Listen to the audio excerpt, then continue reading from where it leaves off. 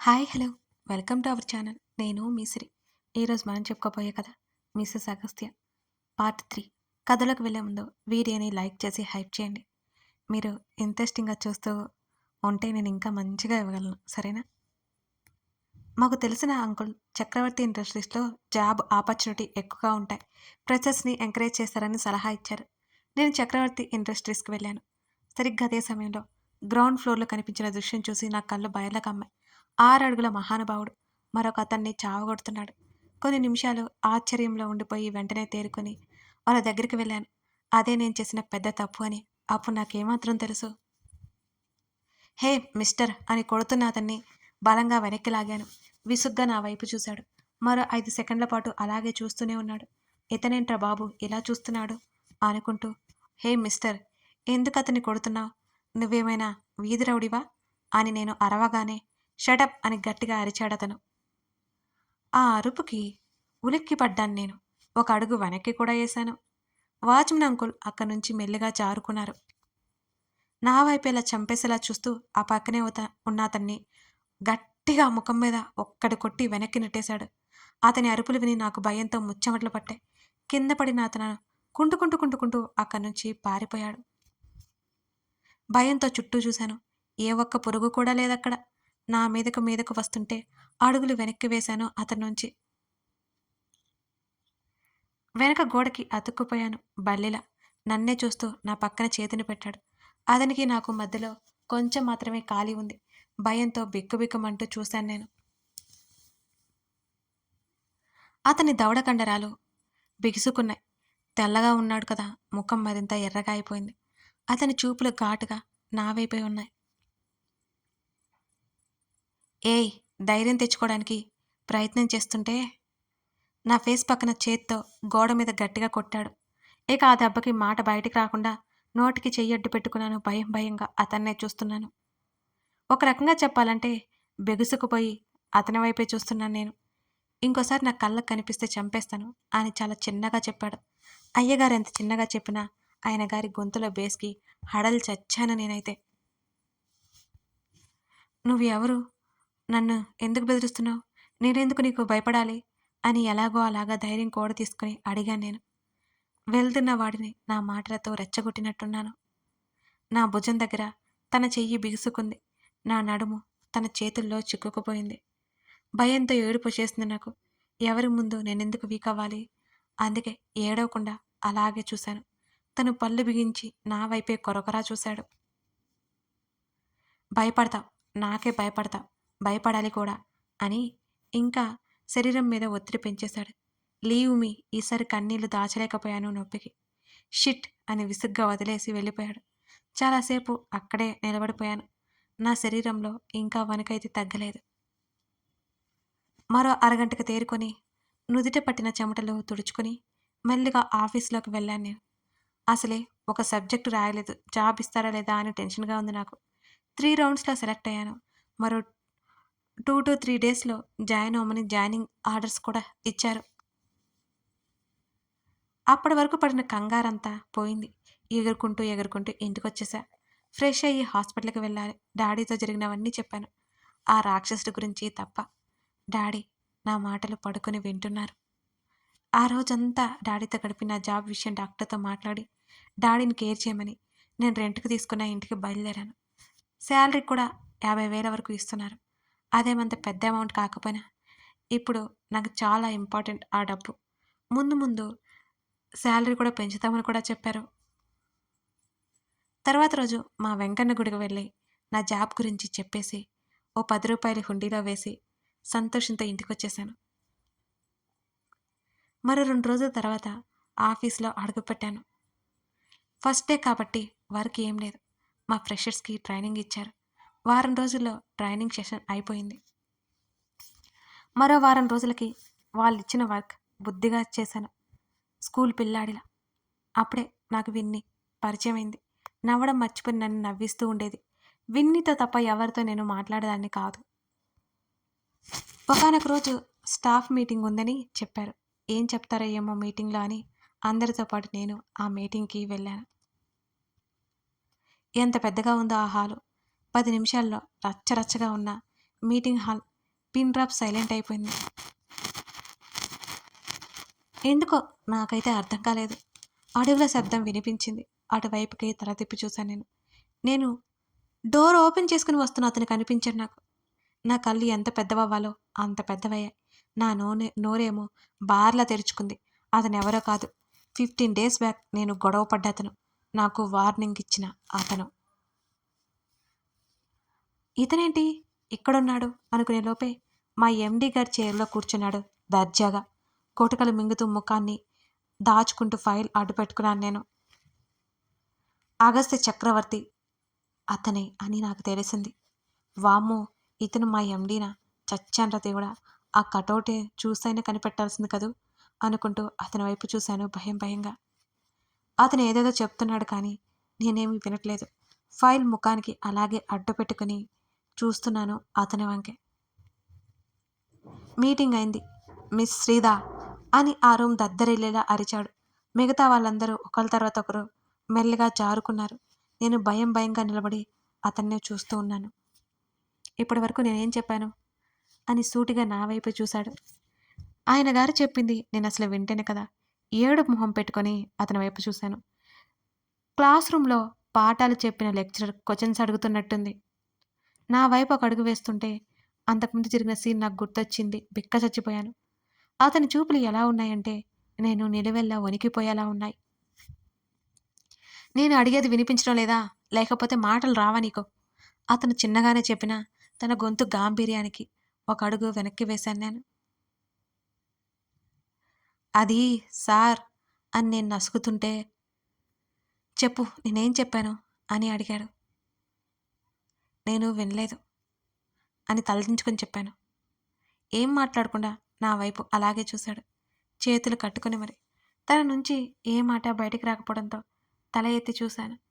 నా మాట అంటే లెక్కలేదా అన్నట్టున్నాయి తన చూపులు.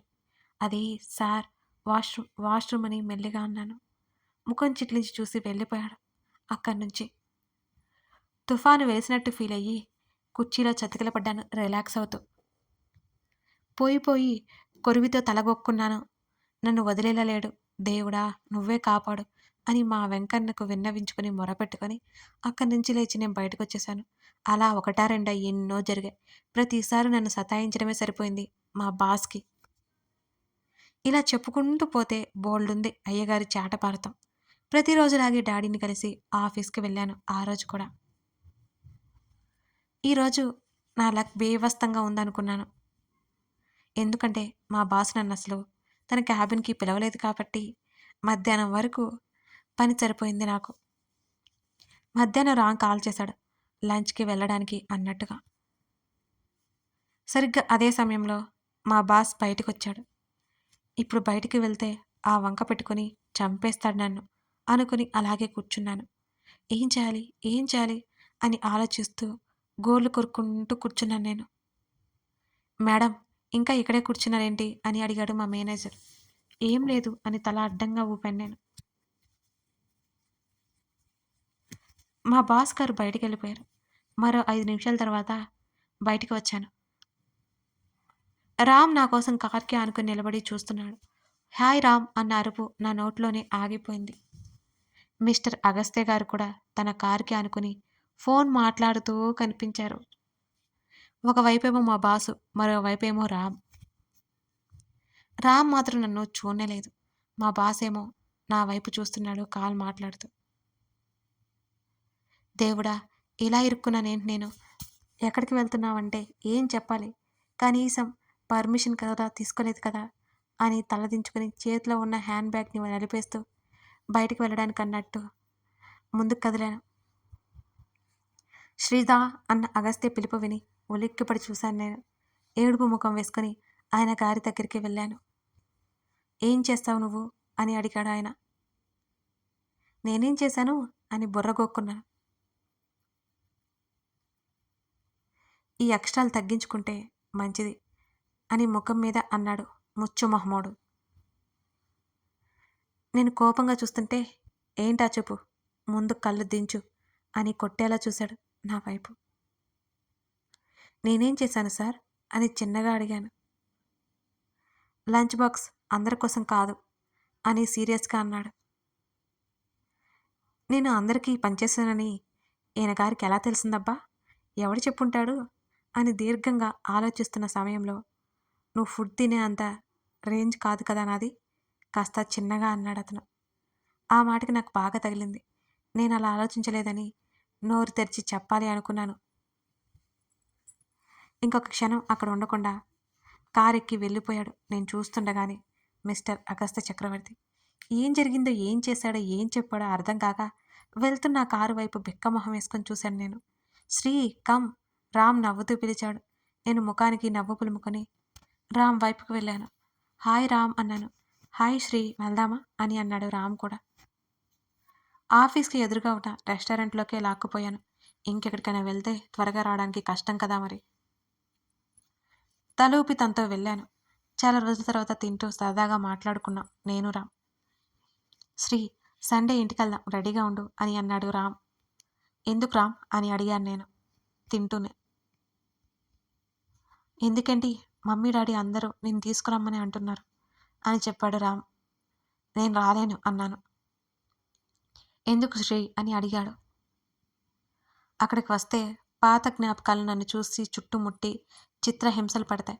అవన్నీ భరించడం నా వల్ల కాదు రామ్, ప్లీజ్ నన్ను ఇబ్బంది పెట్టొద్దు అని అంటూ చేతుకున్న వాచ్ వైపు చూసుకుని, అయ్య బాబోయ్ టైం అయిపోయింది, ఇక నేను వెళ్తాను రామ్ అంటూ పైకి లేచాను. ఏయ్ చిన్నగా వెళ్ళు అని కంగారుగా అన్నాడు రామ్. బాయ్ రామ్, మళ్ళీ కలుద్దాం అని ఆఫీస్లోకి పరిగెత్తాను నేను. మరో వారం రోజుల కాలం నుంచి ఎగిరిపోయాయి. మాకు గవర్నమెంట్ ప్రాజెక్ట్ ఒకటి వచ్చింది. ఇప్పటికే ఎన్నో నెలలు అయిపోయింది. ప్రాజెక్టు కూడా పూర్తయ్యే స్టేజ్లోనే ఉంది. కానీ మరో 2 రోజుల్లో డీటెయిల్స్ అన్నీ ఆయన గారి టేబుల్ మీద ఉండాలని ఆర్డర్ వేశాడు మిస్టర్ అగస్త్య. మిస్టేక్స్ రాకుండా కింద మీద పడి అందరం తెగ హడావుడి చేశారు. ఆ హడావుడి చేయడంలో నేను కూడా కలిసిపోయాననుకోండి. నా పని ఏంటంటే అన్నీ చెక్ చేసి మా సార్ గారికి అందించాలి. మధ్యాహ్నం అనగా వెళ్ళిన ఆయన గారు ఇంకా రాలేదు. ఆయనకొకసారి ఎక్స్‌ప్లెయిన్ చేసి నేను ఇంటికి వెళ్ళిపోవచ్చు అని అనుకుంటుంటే ఇంకా రాడే. అందరూ ఒక్కొక్కరుగా ఆఫీస్ నుంచి నిష్క్రమిస్తుంటే నేను అలాగే మా రాక్షసుడి కోసం ఎదురు చూస్తూ కూర్చున్నాను. అందులో ఆయన చెప్పిన టైంకి సబ్మిట్ చేయలేక నిజంగానే రాక్షసుడైపోతాడని నా భయం. అది నా ఎక్స్‌పీరియన్స్ కూడా. నాకు హెల్త్ బాగాలేదు. అప్పటికే తప్పుగా కూర్చున్నాను. ఒకవైపు కళ్ళు తిరుగుతున్నాయి. తీరా 7 గంటలకొచ్చాడు. ఆయన గారి క్యాబిన్‌కి వెళ్ళడానికి కూడా ఓపిక లేదు నాకు. పడుతూ లేస్తూ ఆ ప్రాజెక్ట్ ఫైల్ తీసుకువెళ్ళాను అతని దగ్గరికి. తలంతా భారంగా అనిపిస్తుంటే మెల్లిగా లేచి కూర్చున్నాను. తల పట్టుకుని చుట్టూ చూశాను. కొత్తగా వింతగా అనిపించింది. నేను ఎక్కడున్నానో అర్థం అవ్వక కళ్ళు నులుముకొని మరొకసారి చుట్టూ చూశాను. 5 స్టార్ హోటల్ కాదు. 10 స్టార్ హోటల్ కంటే అందమైన గది అది. బ్లాక్ అండ్ వైట్ ఇంటీరియర్ డిజైనర్‌తో. అంతేకాకుండా గదికి తగ్గట్టు ఫర్నిచర్. ఎంతో అందంగా ఉంది ఆ గది అంతా. అప్పుడు గుర్తొచ్చింది. నేను ఏం చేస్తున్నాను? అక్కడికి అసలెలా వచ్చానా అని ఆలోచించడం మానేసి, పిచ్చి చూపులు చూస్తున్నా నాకు నేను తల మీద మెల్లిగా ఒక్కటి ముట్టుకొని, నా మెడ వరకు ఉన్న దుప్పటి తీశాను.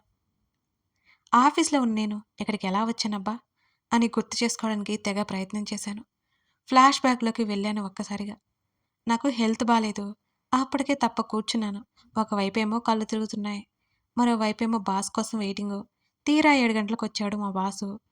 ఆయన గారి క్యాబిన్‌కి వెళ్ళడానికన్నట్టుగా నాకు ఓపిక లేకపోయింది. పడుతూ, లేస్తూ ఆ ప్రాజెక్ట్ ఫైల్ పట్టుకొని తీసుకెళ్ళాను. ఆ తర్వాత నాకు కళ్ళు తిరిగాయి. ఇకంతే. గుర్తే లేదు. అప్రయత్నంగా నన్ను నేను చూసుకొని గట్టిగా అరిచాను. నా అరుపుకి ఒక ఆవిడ గదిలోకి పరిగెత్తుకుంటూ వచ్చింది. ఏమైందమ్మాయి గారు అని అడిగింది ఆవిడ నన్ను. వెంటనే దుప్పటి కప్పుకున్నాను నేను. నేనిక్కడికి ఎలా వచ్చాను? నేనసలు ఎక్కడున్నాను? నన్ను ఇక్కడికి ఎవరు తీసుకొచ్చారు? ఎందుకు తీసుకొచ్చారు? అని ఆమె మీద వరుస ప్రశ్నలు సంధించాను. నా మాటలకు ఆమెకు అర్థం కాలేదనుకుంటా. బుర్రకి ఎక్కనట్టుగా నా వైపే బిత్తర చూపులు చూస్తుందావిడ. నేనిక్కడికి ఎలా వచ్చాను? ఎవరు తీసుకొచ్చారు? అని మెల్లిగా అడిగాను మళ్ళీ. చిన్నబాబు గారు తీసుకొచ్చారు మేడం. ఈ పాటికి బాబు వస్తూ ఉండాలి అని నవ్వి వెళ్ళిపోయింది ఆవిడ. హూ ఈజ్ దట్ చిన్నబాబు? ఎవరబ్బా ఈ చిన్నబాబు? ఒకవేళ కిడ్నాప్ చేయలేదు కదా నన్ను అని తీవ్రంగా ఆలోచిస్తూ ఉండగా అసలు తలుపులు బార్లా తెచ్చుకున్నాయి. అప్పుడే వచ్చాడు ఒక అతను. తలుపులు మూసేసి నా వైపే తిరిగాడు. నేను కళ్ళు కోడిగుడ్లంతా పెద్దగా చేసి చూశాను అతని వంక. వచ్చింది మరెవరో కాదు, నా పాలిట రాక్షసుడైన మిస్టర్ అగస్త్య చక్రవర్తి గారు. వర్కౌట్ చేసి వచ్చినట్లుగా అలసిపోయి కనిపించాడు. తన బాడీ మీద చెమట బిందువులు ముత్యాల్లా మెరుస్తున్నాయి. అనుకోకుండా కాదు కానీ ఏంటి ఇంత అందంగా ఉన్నాడు షర్టు లేకుండా అనుకుని నోరు వదిలేసి చూస్తుంటే నన్ను ఏమాత్రం పట్టించుకోకుండా వాష్రూంలోకి వెళ్ళిపోయాడు. అప్పుడు తేరుకుని టక్కున నోరు మూసేశాను నేను. కథ కొనసాగుతోంది. కథ నచ్చితే లైక్ చేసి కామెంట్ చేయడం మర్చిపోకండి. మీరు తప్పకుండా మీకేమనిపించిందో చెప్పండి. మర్చిపోకండి please. Me comments, me likes అవన్నీ నన్ను ఇంకా ఇంకా ఎంకరేజ్ చేస్తాయి. ఇంకా ఈ కథలో చిన్న చిన్న ట్విస్టులు కూడా ఉంటాయి.